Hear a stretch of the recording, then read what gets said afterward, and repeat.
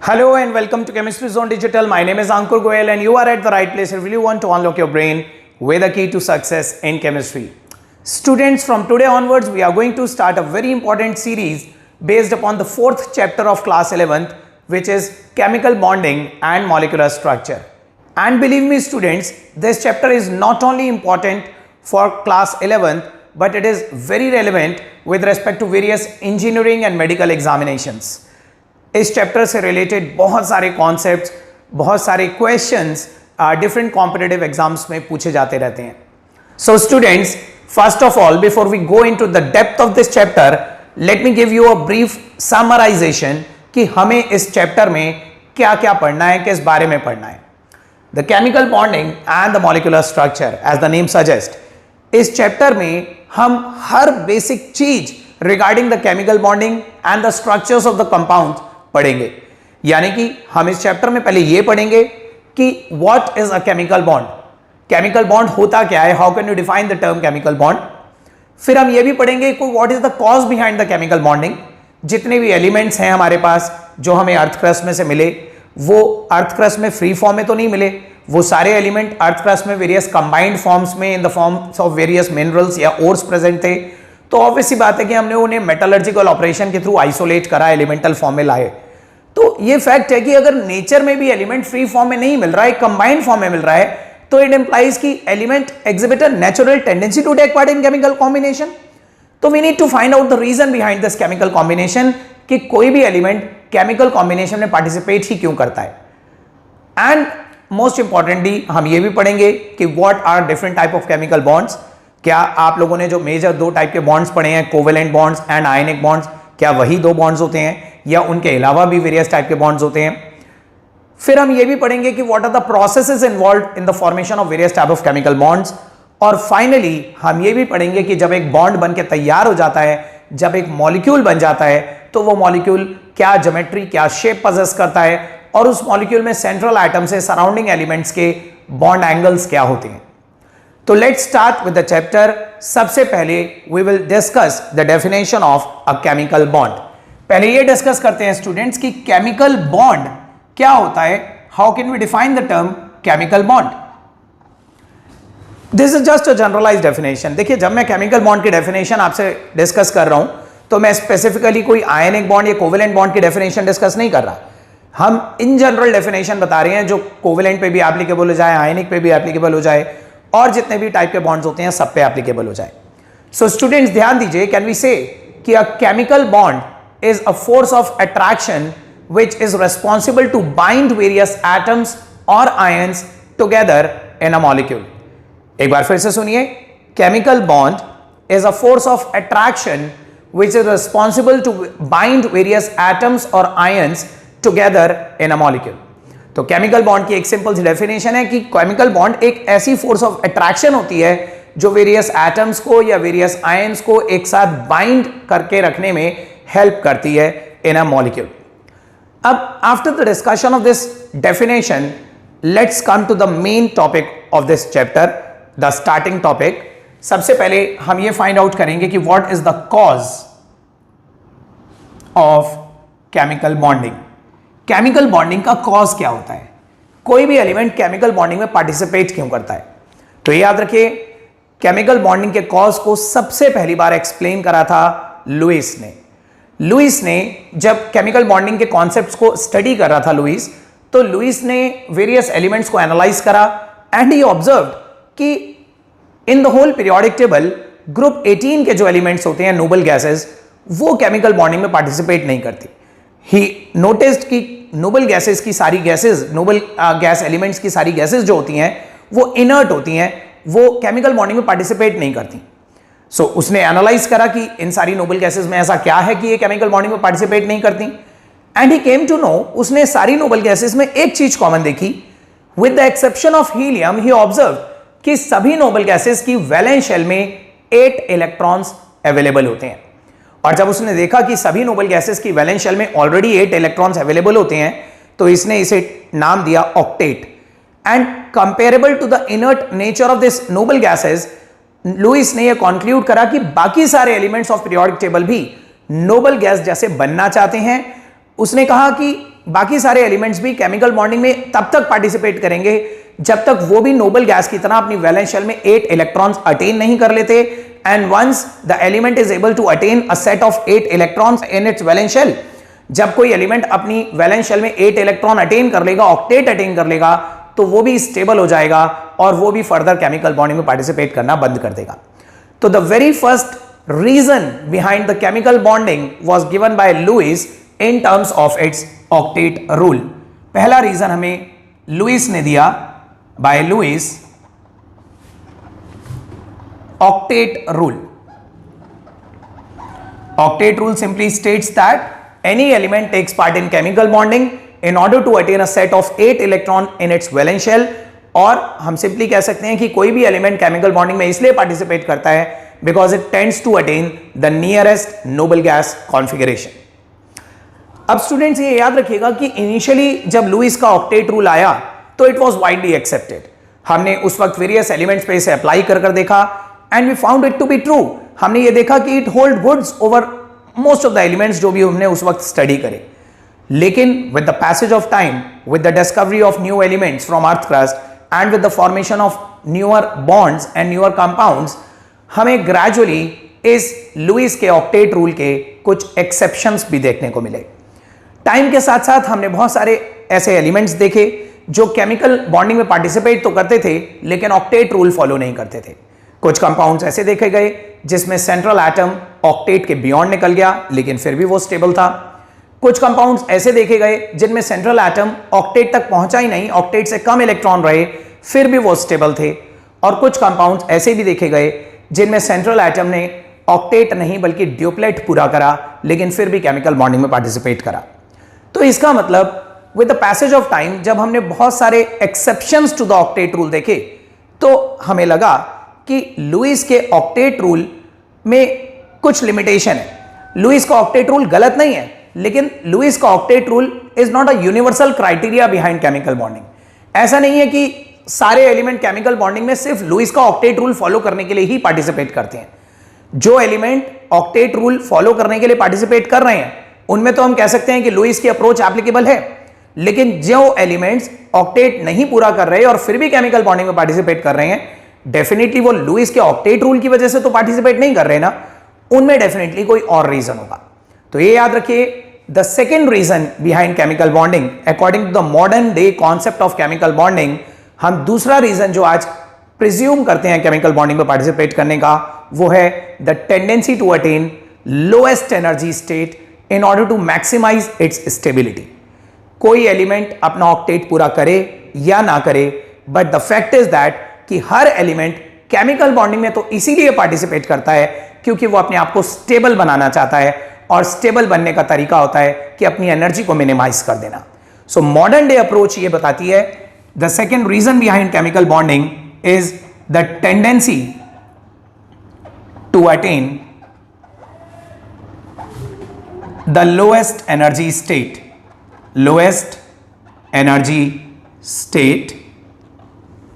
in order to maximize its stability। तो एक बार फिर से सुनिए स्टूडेंट्स, जब हम केमिकल बॉन्डिंग के कॉज एनालाइज कर रहे थे तो सबसे पहला कॉज हमारे सामने आया लुईस का ऑक्टेट रूल। लुईस ने octet rule on the basis of the inert nature of noble gases दिया। उसने कहा कि नोबल गैसेस रिएक्ट नहीं करती क्योंकि नोबल गैसेस के पास ऑलरेडी वैलेंस शेल में 8 इलेक्ट्रॉन्स होते हैं। तो कंपेरेबल टू नोबल गैसेस उसने बाकी सारे एलिमेंट्स के लिए भी ये प्रिज्यूम करा कि बाकी सारे एलिमेंट भी केमिकल बॉन्डिंग में सिर्फ तब तक पार्टिसिपेट करेंगे जब तक वो नोबल गैस से बन नहीं जाते। अगर एक बार बाकी एलिमेंट्स भी नोबल गैस की तरह वैलेंस शेल में 8 इलेक्ट्रॉन अटेन कर लेते हैं, वो nearest noble gas configuration attain कर लेते हैं, तो उसके बाद वो भी इनर्ट हो जाएंगे और वो भी फर्दर केमिकल बॉन्डिंग में पार्टिसिपेट करना बंद कर देंगे। तो लुईस का ये जो रूल था ना अपनी वैलेंस शेल में 8 इलेक्ट्रॉन अटेन करने का, इसे नाम दिया गया ऑक्टेट रूल। और इनिशियली हमने इस ऑक्टेट रूल को एक्सेप्ट भी करा, आज भी एक्सेप्टेड है, लेकिन the only thing is that कि लुईस का ये rule is not a universal rule, इसके कुछ एक्सेप्शंस भी हैं, ये सब जगह एप्लीकेबल नहीं है। although it is applicable over 90% of elements of the periodic table, but कुछ 10% एलिमेंट ऐसे भी हैं जो ऑक्टेट रूल नहीं फॉलो करते, वो अपनी वैलेंस शेल में 8 इलेक्ट्रॉन अटेन करने के लिए पार्टिसिपेट नहीं करते, वो अपनी एनर्जी को मिनिमाइज करके अपनी स्टेबिलिटी को मैक्सिमाइज करने के लिए पार्टिसिपेट करते हैं। अब ये एनर्जी कैसे मिनिमाइज करी जाती है, स्टेबिलिटी कैसे मैक्सिमाइज करी जाती है, इसके भी हम तरीके सीखेंगे। So anyways, 2 reasons behind chemical bonding in terms of octet rule and in terms of minimizing its energy, ये याद रखिएगा। अब देखिए स्टूडेंट्स, मैंने आपको बताया कि इनिशियली जब लुईस का ऑक्टेट रूल आया तो हमने उसे वाइडली एक्सेप्ट करा, लेकिन with the passage of time जैसे जैसे हमने नए नए कंपाउंड्स बनाए और हमें उनमें कुछ लिमिटेशंस देखने को मिली, तो हमने देखा कि बहुत सारे ऐसे एलिमेंट्स भी हैं पीरियोडिक टेबल में जो एक्सेप्शंस हैं ऑक्टेट रूल के। तो अब हम ये देखेंगे कि हमें टाइम के साथ साथ ऑक्टेट रूल के क्या क्या एक्सेप्शंस देखने को मिले। So this is the third topic of this chapter. देखिए, सबसे पहला टॉपिक हमने डिस्कस करा what is a chemical bond, फिर दूसरा हमने डिस्कस करा कि what is the cause behind the chemical bonding. अब हम ये डिस्कस करेंगे कि what were the exceptions that were gradually observed in the Lewis octet rule. तो exceptions to the octet rule, exceptions to the octet rule, 4 बहुत important exceptions हैं जो आपको याद रखनी है। सबसे पहला एक्सेप्शन है about the compounds of hydrogen and lithium. देखिए स्टूडेंट्स, हाइड्रोजन का एटॉमिक नंबर 1 होता है और कॉन्फ़िगरेशन होती है 1s1। लिथियम का एटॉमिक नंबर 3 होता है और कॉन्फ़िगरेशन होती है 1s2 2s1। यह याद रखिएगा कि पूरे पीरियोडिक टेबल में, आज की डेट में पीरियोडिक टेबल में 118 एलिमेंट्स हैं, but out of all those 118 elements सिर्फ यही 2 एलिमेंट हैं पीरियोडिक टेबल में जो अपना ऑक्टेट नहीं बल्कि अपना ड्यूप्लेट पूरा करते हैं।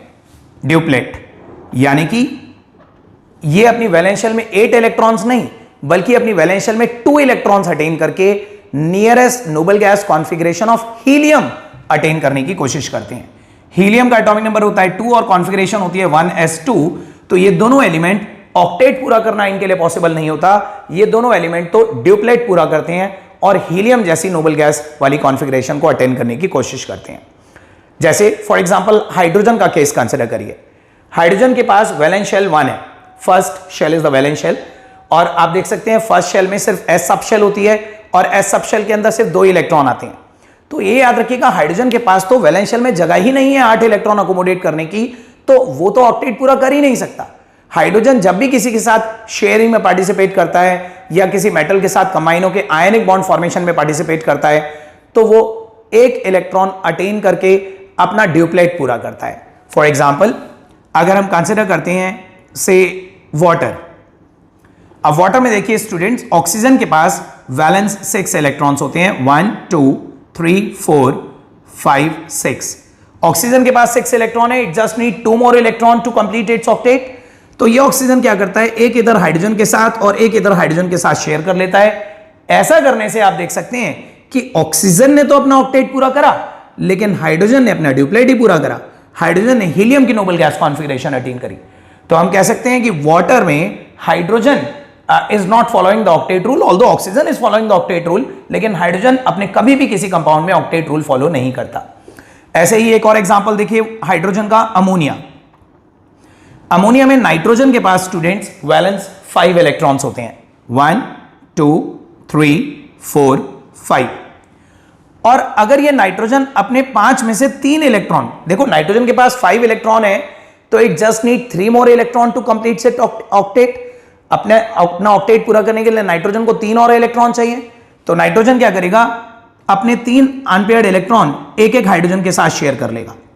अब ऐसा करने से नाइट्रोजन ने तो अपना ऑक्टेट पूरा कर लिया, लेकिन हर हाइड्रोजन अपना ड्यूप्लेट ही पूरा कर पाया। तो पहला आपने देखा कि हाइड्रोजन के किसी भी कंपाउंड में हाइड्रोजन कभी भी अपना ऑक्टेट नहीं पूरा करता, अपना ड्यूप्लेट पूरा करता है। हाँ, लेकिन हाइड्रोजन जिस दूसरे एलिमेंट के साथ शेयर कर रहा होता है, वो दूसरा एलिमेंट अपना ऑक्टेट पूरा कर लेता है। बिल्कुल वही केस है स्टूडेंट्स लिथियम के साथ। Lithium is a metal. देखिए लिथियम की वैलेंस शेल है 2 और सेकेंड शेल में 2 में s भी होता है और 2 में p सब शेल भी होती है।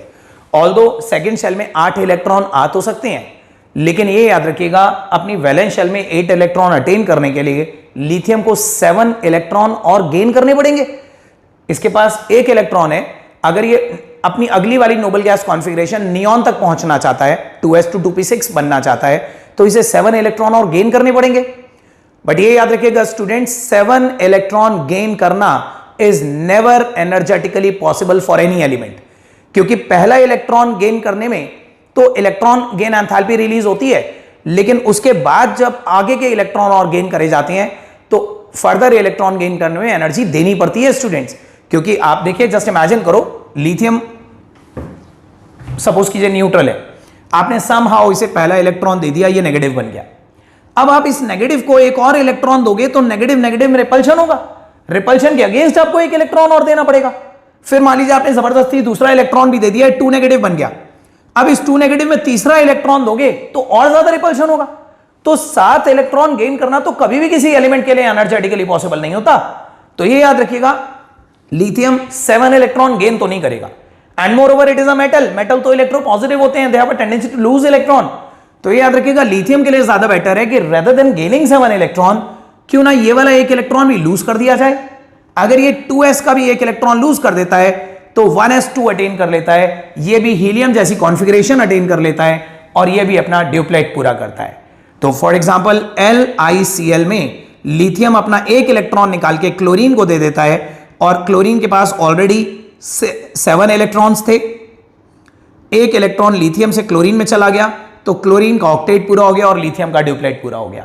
तो ये याद रखिएगा स्टूडेंट्स, हाइड्रोजन और लिथियम ये पहला एक्सेप्शन है ऑक्टेट रूल का, कि हाइड्रोजन और लिथियम 2 एलिमेंट पीरियोडिक टेबल में ऐसे हैं जो कभी ऑक्टेट रूल फॉलो नहीं करते, ड्यूप्लेट रूल फॉलो करते हैं। ये बाकी सारी नोबल गैस की तरह ऑक्टेट नहीं अचीव करना चाहते, ये हीलियम की तरह अपनी वैलेंस शेल में ड्यूप्लेट अचीव करना चाहते हैं। सो आई होप पहला exception to the octet rule is clear to all of you. Now let's move on to the second exception of octet rule. देखिए स्टूडेंट, जिस तरह से पहला एक्सेप्शन था regarding the compounds of hydrogen and lithium, वैसे ही दूसरा exception है regarding the compounds of beryllium and boron. Beryllium का एटॉमिक नंबर 4 होता है और कॉन्फ़िगरेशन होती है 1s2 2s2। बोरॉन का एटॉमिक नंबर 5 होता है और कॉन्फ़िगरेशन होती है 1s2 2s2 2p1। बेरिलियम के पास 2 वैलेंस इलेक्ट्रॉन है 2s2, और बोरॉन के पास 3 वैलेंस इलेक्ट्रॉन है 2s2 2p1। देखिए, हाइड्रोजन और लिथियम बेशक अपना ऑक्टेट नहीं पूरा कर रहे थे, लेकिन ड्यूप्लेट पूरा करके किसी नोबल गैस जैसा तो बन रहे थे, एटलीस्ट हीलियम की कॉन्फ़िगरेशन तो अटेन कर रहे थे। लेकिन बेरिलियम और बोरॉन तो ऐसे एलिमेंट हैं पीरियोडिक टेबल के जो ना आगे वाली नोबल गैस कॉन्फ़िगरेशन अटेन करते हैं, यानी कि ना ही वो ऑक्टेट पूरा करते हैं, और ना ही अपनी पिछली वाली हीलियम जैसी कॉन्फ़िगरेशन अटेन करना चाहते हैं, ना ही वो ड्यूप्लेट पूरा करते हैं। आप देखेंगे बेरिलियम और बोरॉन के सभी कंपाउंड्स में इन दोनों एलिमेंट्स के आसपास 2 और 8 के बीच में कुछ इलेक्ट्रॉन रह जाते हैं, ड्यूप्लेट और ऑक्टेट के बीच में कुछ इलेक्ट्रॉन रह जाते हैं। देखिए बोरॉन, सबसे पहले बेरिलियम का केस देखिए स्टूडेंट्स। बेरिलियम के पास 2 वैलेंस इलेक्ट्रॉन है। अगर इसे अपनी वैलेंस शेल में 8 इलेक्ट्रॉन अटेन करने हैं तो इसे 6 इलेक्ट्रॉन और गेन करने पड़ेंगे। बट मैंने आपको बताया 6 और 7 इलेक्ट्रॉन गेन करना एनर्जेटिकली पॉसिबल नहीं होता, तो 6 इलेक्ट्रॉन गेन करना तो पॉसिबल नहीं है, वो पॉसिबिलिटी तो रूल आउट कर देते हैं। फिर हमने सोचा कोई बात नहीं, अगर 6 इलेक्ट्रॉन गेन नहीं कर रहा तो बेरिलियम मेटल है, अल्कालाइन अर्थ मेटल फैमिली का मेंबर होता है, इसे 2 इलेक्ट्रॉन लूज कर देने चाहिए, आयनिक बॉन्ड फॉर्मेशन में पार्टिसिपेट करना चाहिए। लेकिन बेरिलियम के केस में 2 इलेक्ट्रॉन लूज करना भी एनर्जेटिकली पॉसिबल नहीं है, क्योंकि याद रखिएगा student, beryllium is too small in size. Beryllium बहुत छोटा होता है साइज में, और साइज छोटा होने से क्या होता है, साइज छोटा होने से न्यूक्लियस के बहुत ज्यादा क्लोज आ जाती है वैलेंस शेल, और अगर न्यूक्लियस के काफी पास होगी वैलेंस शेल तो न्यूक्लियस उन वैलेंस शेल के इलेक्ट्रॉन को टाइटली होल्ड करके रखेगा, जिसकी वजह से ये इलेक्ट्रॉन बाहर निकालने एनर्जेटिकली पॉसिबल नहीं होंगे।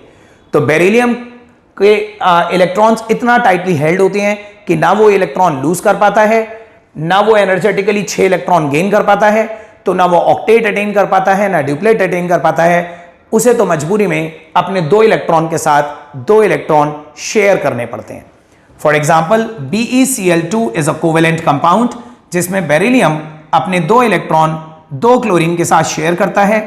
ऐसा करने से क्लोरीन तो अपना ऑक्टेट पूरा कर लेता है, क्योंकि क्लोरीन के पास 7 इलेक्ट्रॉन थे, और 7 में से एक और शेयर कर लिया, 8 हो गए।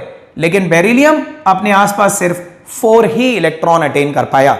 तो याद रखिएगा, बेरिलियम के कंपाउंड्स हमेशा इलेक्ट्रॉन डेफिशिएंट होते हैं। याद रखिए स्टूडेंट्स, ऐसे कंपाउंड्स को इलेक्ट्रॉन डेफिशिएंट कहा जाता है जो ऑक्टेट नहीं अचीव कर पाते, ऑक्टेट से पहले ही रुक जाते हैं। The same is the case with boron. Boron के पास 3 वैलेंस इलेक्ट्रॉन है, 2s2 2p1। अगर इसे अपना ऑक्टेट पूरा करना है तो इसे या तो 5 इलेक्ट्रॉन गेन करने पड़ेंगे, but again in order to gain 5 electron lot of energy is involve, so energetically possible नहीं है कि 5 इलेक्ट्रॉन गेन करे। फिर हमने सोचा कि ये 3 इलेक्ट्रॉन लूज कर दे, लेकिन 3 इलेक्ट्रॉन लूज करना भी इसके लिए पॉसिबल नहीं है, क्योंकि याद रखिएगा पीरियोडिक टेबल में बेरिलियम के आगे बोरॉन आता है और आगे जाने पे साइज छोटा होता है। हमने अभी ऑलरेडी बोला कि बेरिलियम बहुत छोटा था, बेरिलियम से भी छोटा हो गया बोरॉन। बोरॉन तो बेरिलियम से भी छोटा है। जब बेरिलियम के लिए ही अपने इलेक्ट्रॉन लूज करना मुश्किल था, तो बोरॉन के लिए तो और भी मुश्किल होगा। तो याद रखिएगा, बोरॉन के लिए अपने वैलेंस इलेक्ट्रॉन लूज करना भी पॉसिबल नहीं है, ना ही उसके लिए 5 इलेक्ट्रॉन गेन करके अपनी नेक्स्ट नोबल गैस कॉन्फिगरेशन तक पहुंचना पॉसिबल है। So the only possibility left is that कि बोरॉन अपने 3 इलेक्ट्रॉन के साथ 3 इलेक्ट्रॉन म्यूचुअली शेयर करता है and it forms the compounds like BCl3, जिसमें क्लोरीन ने तो अपना ऑक्टेट पूरा करा, लेकिन बोरॉन ने अपने आसपास सिर्फ 6 इलेक्ट्रॉन्स अटेन करे।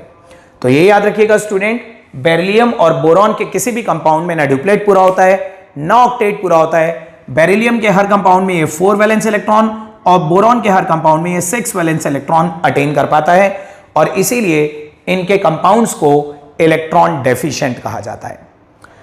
याद रखिएगा स्टूडेंट्स, इस टाइप के जो इलेक्ट्रॉन डेफिशिएंट कंपाउंड्स होते हैं ना, जिनमें सेंट्रल एलिमेंट का ऑक्टेट पूरा नहीं हो पाता, वैलेंस शेल में 8 इलेक्ट्रॉन की जगह तो थी लेकिन वैलेंस शेल पूरी भर नहीं पाई, ऐसे इलेक्ट्रॉन डेफिशिएंट कंपाउंड्स को हाइपोवैलेंट कंपाउंड्स भी कहा जाता है।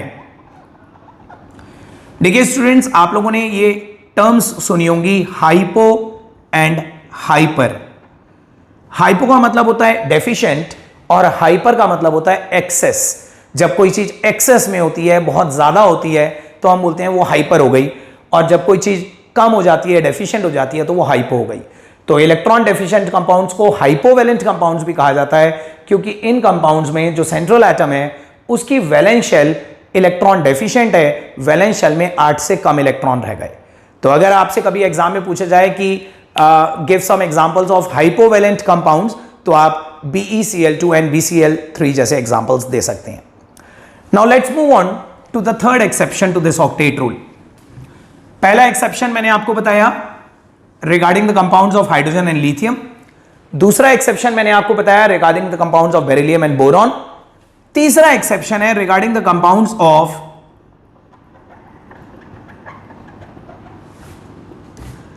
Elements like phosphorus, sulphur, iodine etcetera.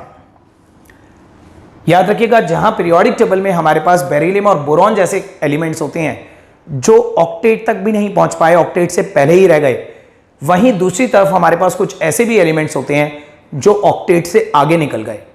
इन्होंने अपनी वैलेंस शेल में 8 से भी ज्यादा इलेक्ट्रॉन अटेन कर लिए। देखिए, फॉस्फोरस का एक कंपाउंड होता है PCl5। सबसे पहले तो मैं आपको बता दूं students, phosphorus atomic number 15, valence shell configuration होती है 3s2 3p3। फॉस्फोरस के पास 5 वैलेंस इलेक्ट्रॉन्स हैं। फॉस्फोरस के पास 5 वैलेंस इलेक्ट्रॉन्स होते हैं, जो हम लुईस डॉट रिप्रेजेंटेशन में इस तरह से दिखा सकते हैं। और PCl5 is a covalent compound, जहां पे फॉस्फोरस अपने 5 इलेक्ट्रॉन को 5 क्लोरीन के साथ शेयर कर रहा है। ये देखिए, इसने 5 क्लोरीन के साथ म्यूचुअल शेयरिंग कर ली, और क्लोरीन ने तो अपना ऑक्टेट पूरा करा। क्लोरीन के पास याद रखिए 7 वैलेंस इलेक्ट्रॉन होते हैं। क्लोरीन का 1 इलेक्ट्रॉन तो ये है, और बाकी के 1 2 3 4 5 6 क्लोरीन ने तो अपना ऑक्टेट पूरा करा। ऐसे ही हर क्लोरीन अपना ऑक्टेट पूरा कर रहा होगा। लेकिन just imagine the case of phosphorus. Phosphorus ने क्या करा? फॉस्फोरस तो ऑक्टेट के भी आगे निकल गया। फॉस्फोरस ने अपने 5 इलेक्ट्रॉन 5 क्लोरीन के साथ शेयर करे, तो टोटल 10 इलेक्ट्रॉन होगा इसमें, excess electrons in the valence shell. Lewis ने हमें ऑक्टेट रूल के बारे में बताया था, लुईस ने कहा था कि कोई भी एलिमेंट अपनी वैलेंस शेल में 8 इलेक्ट्रॉन अटेन करने के लिए पार्टिसिपेट करता है, लेकिन ये तो 8 से भी आगे निकल गया। इसका मतलब इसे ऑक्टेट से कोई मतलब नहीं है, ये कुछ और करना चाह रहा है। Same is the case with sulphur. Sulphur का कंपाउंड होता है SF6, ये तो उससे भी आगे निकल जाता है। SF6 में याद रखिए स्टूडेंट्स, सल्फर का एटॉमिक नंबर 16 होता है और कॉन्फ़िगरेशन होती है 3s2 3p4। फास्फोरस के पास 5 वैलेंस इलेक्ट्रॉन थे, लेकिन सल्फर के पास 6 वैलेंस इलेक्ट्रॉन्स होते हैं। And sulphur has this ability कि वो अपने 6 के 6 वैलेंस इलेक्ट्रॉन को 6 सराउंडिंग हैलोजन से शेयर कर सकता है। मान लीजिए 6 फ्लोरीन से शेयर करता है, तो आप देखिए SF6 जैसे कंपाउंड में सल्फर के आसपास टोटल 12 इलेक्ट्रॉन्स अटेन हो गए, बियॉन्ड ऑक्टेट निकल गया ये भी।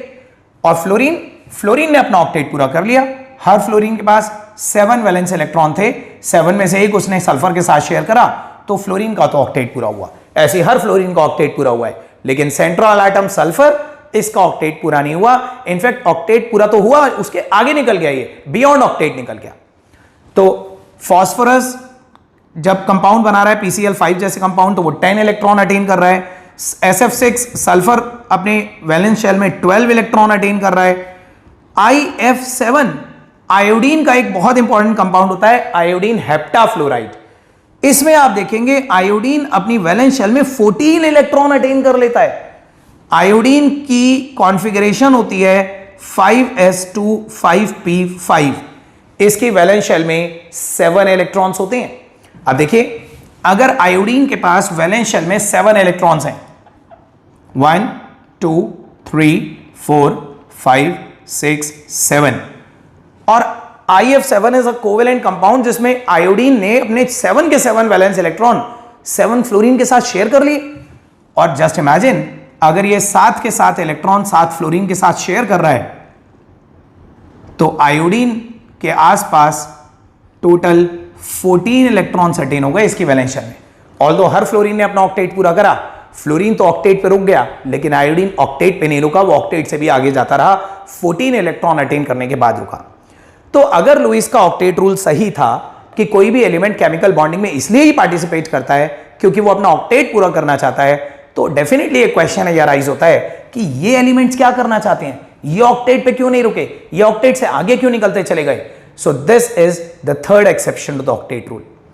ये याद रखिएगा, जिस तरह से हम बेरिलियम और बोरॉन के कंपाउंड को इलेक्ट्रॉन डेफिशिएंट बोलते हैं, वैसे ही हम इन फास्फोरस, सल्फर और आयोडीन के कंपाउंड को इलेक्ट्रॉन एफिशिएंट बोलते हैं, और इन्हीं इलेक्ट्रॉन एफिशिएंट कंपाउंड्स को हाइपरवैलेंट कंपाउंड्स भी कहा जाता है।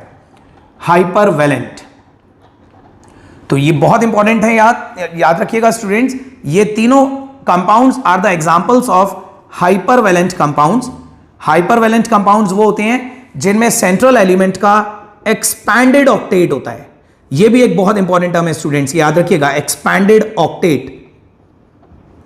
देखिए, ये पूरा कंपाउंड तो हाइपरवैलेंट है। अगर आपसे पूछा जाए कि एक हाइपरवैलेंट कंपाउंड का एग्जांपल दीजिए, तो हाइपरवैलेंट उन कंपाउंड्स को कहते हैं जहां पे सेंट्रल एटम ने 8 के बियॉन्ड इलेक्ट्रॉन अटेन कर लिए।